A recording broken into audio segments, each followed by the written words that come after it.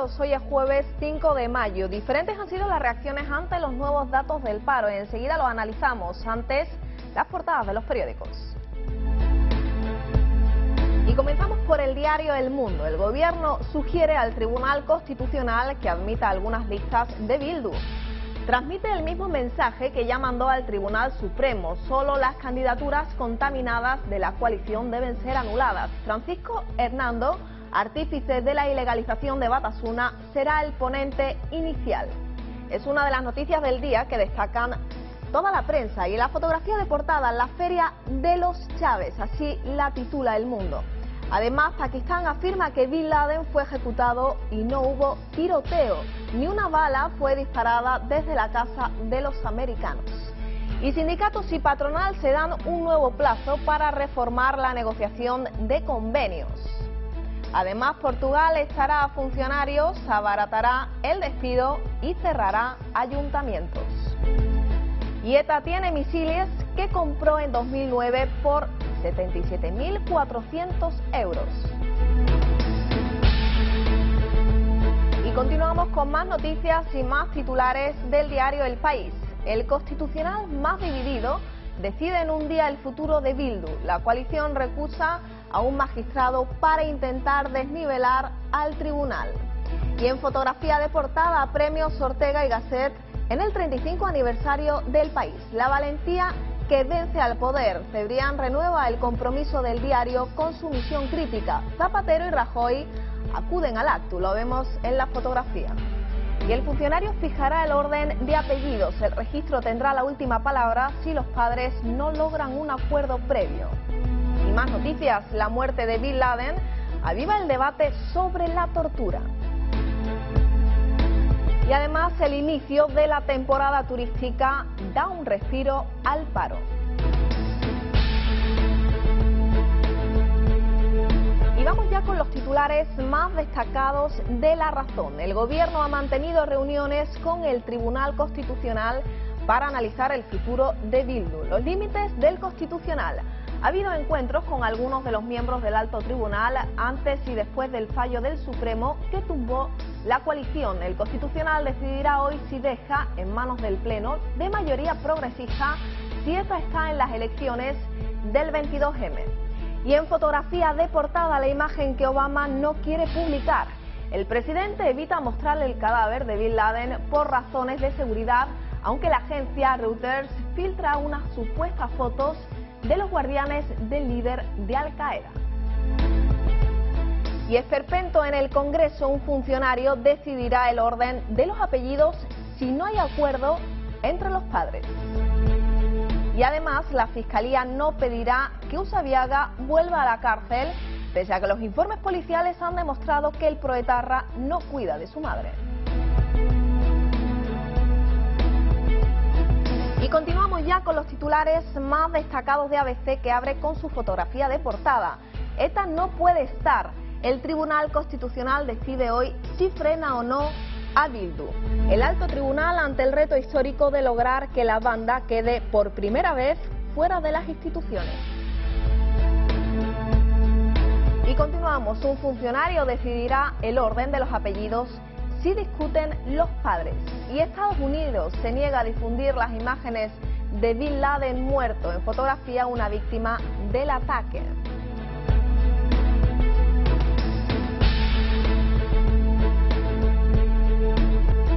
Y continuamos ahora con más noticias de actualidad en titulares.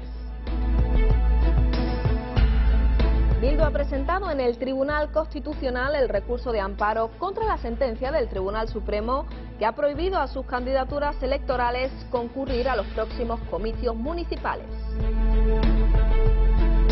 El Banco Popular, que obtuvo entre enero y marzo de 2011 un beneficio neto atribuido de 185,7 millones de euros, que implicó un descenso del 9% frente a las ganancias de un año antes en las cuentas lastradas aún por la crisis.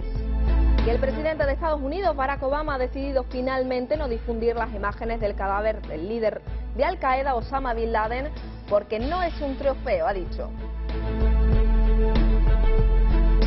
Y la campaña electoral que arranca ahora se volcará por primera vez en las redes sociales. Un 83% de los candidatos a la presidencia de las comunidades autónomas están presentes en Twitter o Facebook.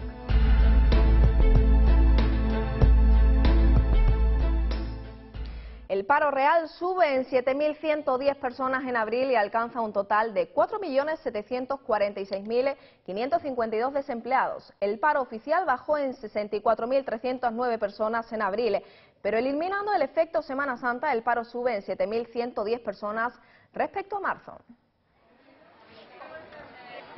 El número de parados registrados en las oficinas de los servicios públicos de empleo se situó al finalizar abril en 4.269.360 personas, tras bajar en 64.309 desempleados, con un descenso porcentual del 1,48% respecto al mes de marzo, según datos oficiales publicados este miércoles por el Ministerio de Trabajo e Inmigración.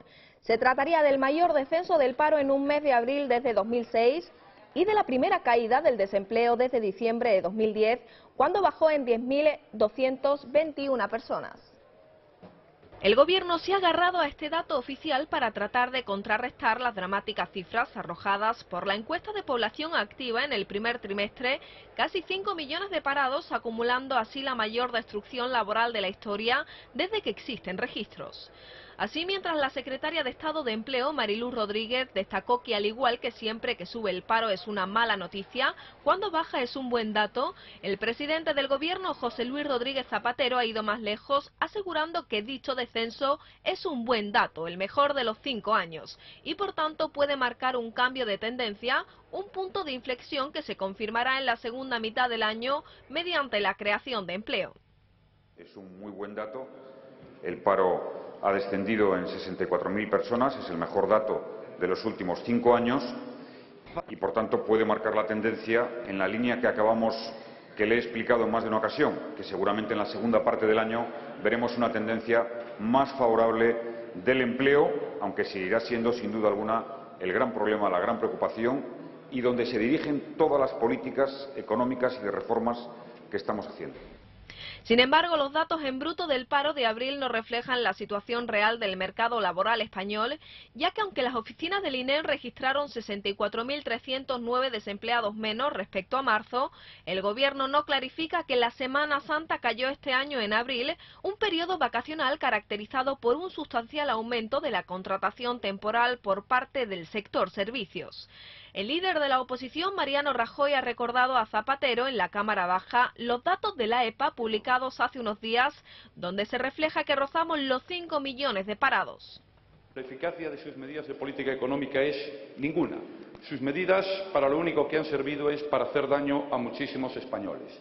Estamos con un crecimiento económico exiguo, con una subida de los precios del 3,8%, el consumo ha caído en el interanual un 8,7%. Los datos del Ministerio de Economía elaboran un índice alternativo en donde se eliminan estos efectos estacionales propios de algunos meses del año, Semana Santa, vacaciones de verano y Navidades, a fin de comparar datos homogéneos. Así, una vez eliminada la estacionalidad del efecto de la Semana Santa sobre el empleo, se observa que en realidad el paro ha vuelto a aumentar el pasado abril. El desempleo se ha situado en 4.169.297, lo que supone 7.100 parados más que el valor desestacionalizado del paro registrado en marzo, es decir, el número de parados aumentó en 7.110 personas en términos homogéneos. Y otro asunto destacado en la sesión de control al Gobierno, el de la muerte de Bin Laden. El presidente del Gobierno, José Luis Rodríguez Zapatero, ha admitido que como demócrata le habría gustado que Osama Bin Laden hubiera respondido ante la justicia como terrorista, pero ha considerado muy probable que él mismo se haya buscado su muerte, dada su sanguinaria trayectoria. Zapatero ha justificado con estas palabras en el Pleno del Congreso su felicitación a Estados Unidos por la muerte de Bin Laden, después de que el diputado de Izquierda Unida, Gaspar Llamazares, la calificara de asesinato extrajudicial y terrorismo de Estado.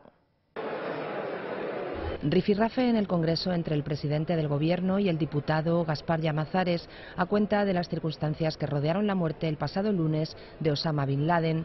Zapatero hubiera preferido un juicio justo para el líder de Al-Qaeda, pero reconoce que, dada su sanguinaria trayectoria, es muy probable que él mismo haya buscado su destino. Como también a todos los demócratas, sin duda alguna nos hubiera gustado que él, como todo terrorista, hubiera respondido ante la justicia. Llamazares ha calificado la muerte de Bin Laden de asesinato extrajudicial y terrorismo de Estado, y Zapatero le ha respondido que esa es una opinión bastante minoritaria. Le ha recordado que la comunidad internacional la valora de forma prácticamente unánime, por lo que supone de fortalecimiento de la seguridad y la lucha antiterrorista. El diputado de Izquierda Unida le ha respondido así. Señor presidente, no le reconozco.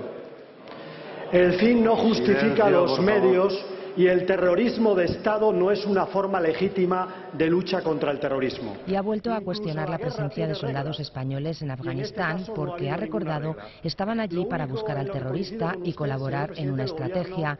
El presidente del Gobierno ha reiterado que las tropas tienen la misión de garantizar la paz y el futuro democrático del país y ha comprometido su retirada cuando se transfiera la seguridad a la policía y el ejército afgano en el marco del plan diseñado por la OTAN. Y Bildu ha presentado en el Tribunal Constitucional el recurso de amparo contra la sentencia del Tribunal Supremo que ha prohibido a sus candidaturas electorales concurrir a los próximos comicios municipales. De esta forma, Bildu ha hecho llegar al Tribunal Constitucional su recurso a través de un mensajero que ha agotado prácticamente el plazo que tenía para recurrir a la sentencia del Supremo desde que ésta le fue notificada en la madrugada del pasado lunes. Desde poco antes de las 4 de la tarde ya está en el Tribunal Constitucional el recurso de Bildu contra la sentencia del Supremo que prohibió la presentación de sus candidaturas electorales a los comicios del 22 de mayo. La coalición prácticamente ha agotado su plazo para recurrir al alto tribunal, por lo que éste dispondrá de apenas 24 horas para decidir sobre el recurso, ya que debe adoptar una resolución antes del comienzo de la campaña electoral en la medianoche de mañana. Dirigentes de Bildu han explicado que el Constitucional debe decidir si apuesta por una justicia libre e independiente o, por el contrario, si decide someterse a lo que han definido como una tutela compartida que PP y PSOE hacen de los tribunales. Y en materia económica, datos del Banco Popular, que obtuvo entre enero y marzo de 2011 un beneficio neto atribuido a 185,7 millones de euros, que implicó un descenso del 9% frente a las ganancias de un año antes, en unas cuentas lastradas aún por la crisis y por las dotaciones a provisiones que sumaron 836 millones. El Popular ganó un 9% menos en el primer trimestre del año. Su beneficio neto fue de 185,7 millones de euros. El descenso se debe, según el banco, a la crisis y a las dotaciones a provisiones, que fueron de 836 millones. La entidad que preside Ángel Ron termina marzo con un core capital del 9,93% y con una morosidad del 5,44%, más que en el trimestre anterior, pero el banco destaca que menos que la media del sector. El crédito a los clientes creció un 0,7% en un año y los depósitos un 29%. El banco obtuvo unas plusvalías de casi 500 millones de euros por la constitución del holding de seguros con Allianz. Entre enero y marzo cayeron todos los márgenes. El de intereses un 22%. El Popular dice que se debe a un deterioro temporal. En este periodo captó 64.000 nuevos clientes y elevó su cuota de mercado hasta el 5,24%.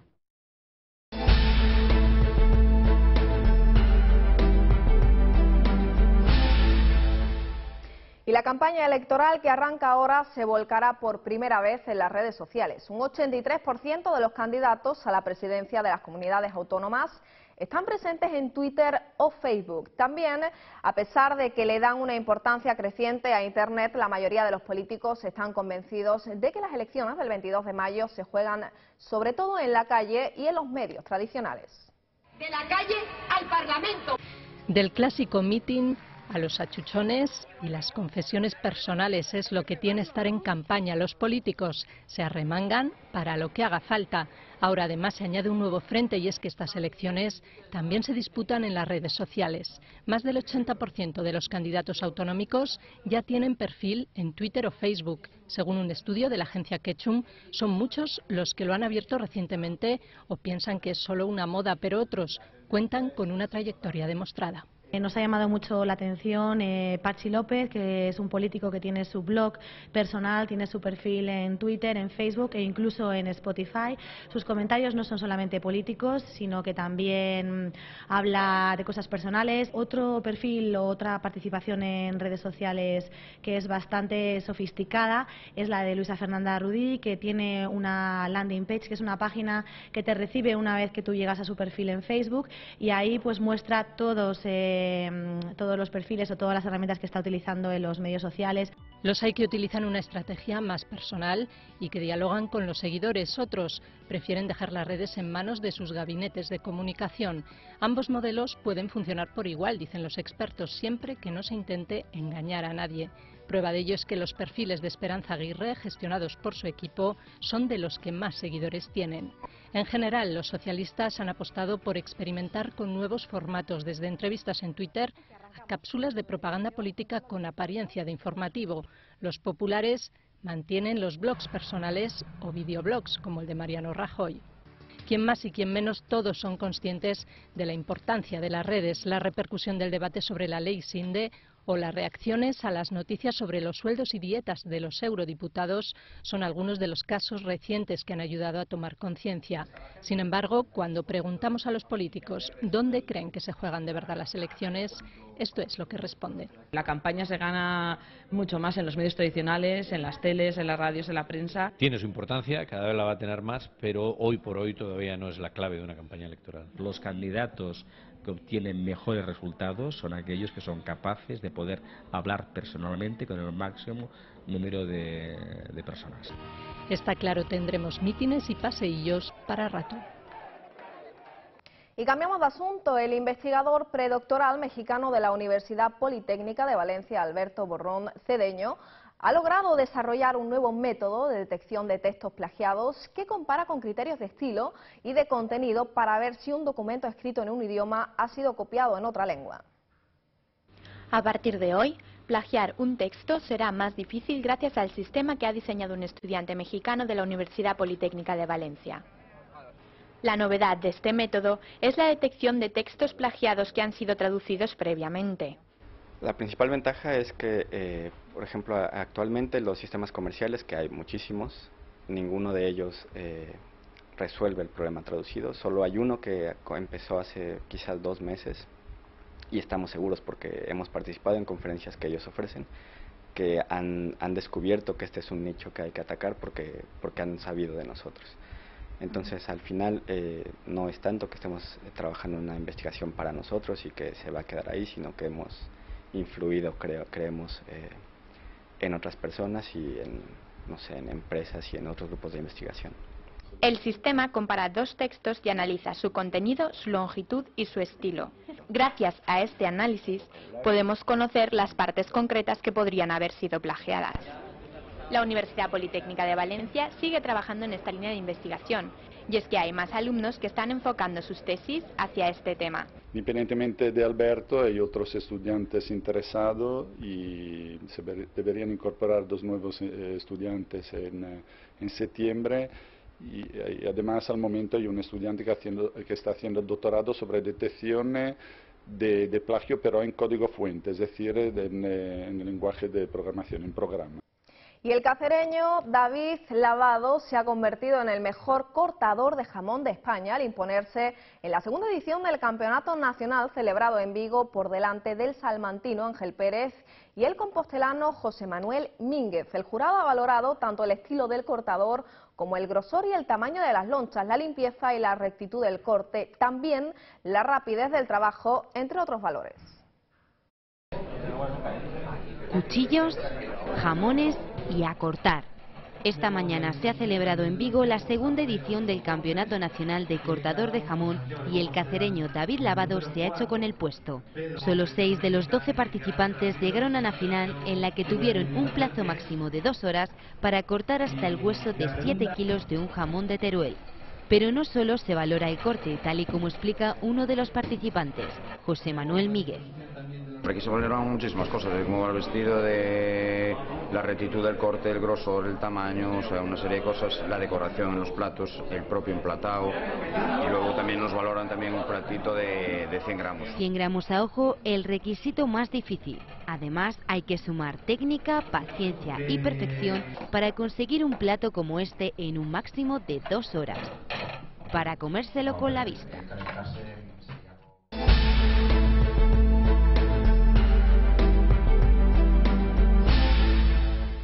El presidente de Estados Unidos, Barack Obama, ha decidido finalmente no difundir las imágenes del cadáver del líder de Al-Qaeda, Osama Bin Laden, porque no es un trofeo y para evitar incitar a la violencia de los extremistas. Obama anunció su decisión en una entrevista concedida al programa de la cadena CBS. Según el presidente de Estados Unidos, las imágenes no aportarían ningún beneficio a la seguridad nacional y, por contra, podrían poner en peligro a las tropas estadounidenses en el exterior. Barack Obama se niega a publicar las imágenes de Bin Laden muerto, aunque pueda alimentar las teorías conspirativas que defienden que el líder de Al-Qaeda sigue vivo.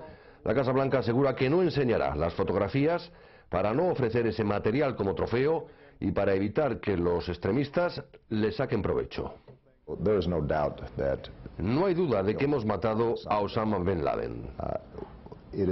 Es importante para nosotros que esas imágenes altamente gráficas de alguien que ha sido disparado en la cabeza no anden circulando por ahí para ser utilizadas como propaganda e incitar con ellas a la violencia. Lo que la Casa Blanca no puede evitar es que las imágenes acaben filtrándose. De hecho, van a ver ahora las primeras imágenes de los cadáveres de las personas que acompañaban a Bin Laden el día del asalto. Las fotos fueron tomadas por un militar pakistaní 1 hora después de que terminara la llamada Operación Jerónimo. En el momento de su muerte, Bin Laden llevaba encima 500 euros y 2 números de teléfono cosidos en la ropa, lo que según la CIA indica que siempre estaba alerta y preparado para huir. Y se intensifican las protestas contra el gobierno de Siria. Las manifestaciones continúan creciendo pese a la intensificación de la represión, según testimonios que no han podido ser confirmados por fuentes independientes, aunque no hay periodistas internacionales autorizados a entrar en el país. Testigos desde Damasco le han confirmado que cientos de soldados sirios irrumpieron en el barrio Zabqa durante la noche.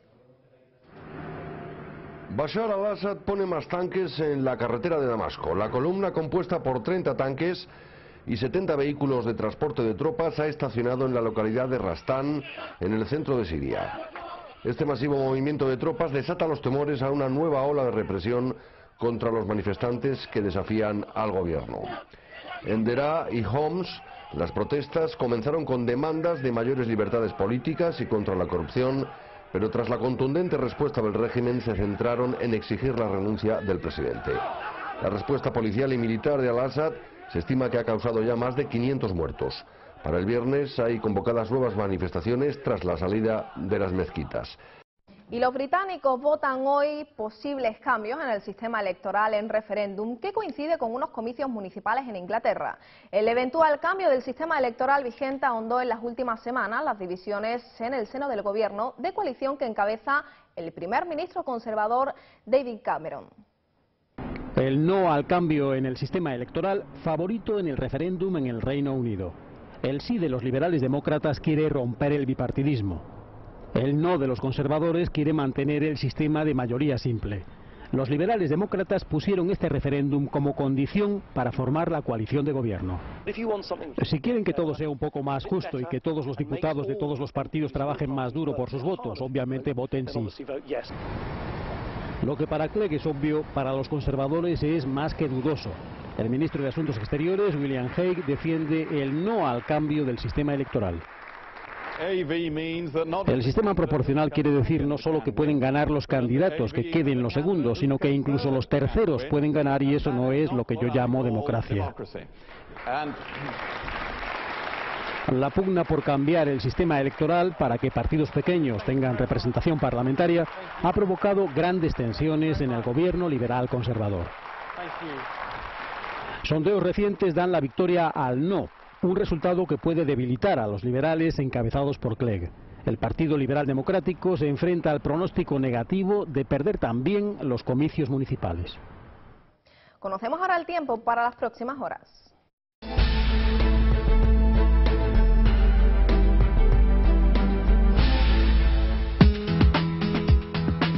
Durante la jornada de hoy destacarán los cielos con nubes y claros en la cornisa cantábrica, Galicia, litoral mediterráneo y centro peninsular. Las lluvias serán poco frecuentes en el país, salvo algunas gotas que podrán caer en zonas de montaña. Cielos soleados en el resto del país con unas temperaturas que irán en ascenso generalizado en la península. Y claveles, gitanillas y geranios engalanados en arriates y macetas lucen orgullosas la tradicional de los patios cordobeses, que ahora han abierto sus puertas para aquellos que quieran disfrutar de estos recintos que anhelan ser reconocidos por la UNESCO como Patrimonio Inmaterial de la Humanidad. Buenos días, bienvenidos al Festival de Mayo Cordobés de los Patios.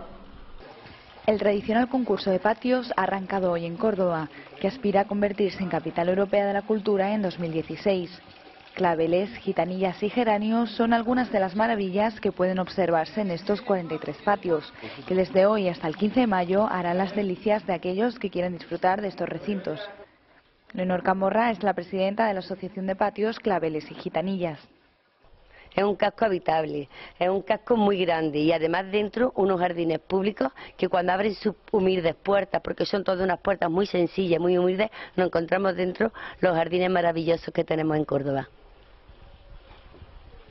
Esta tradición, que se remonta al siglo I a.C.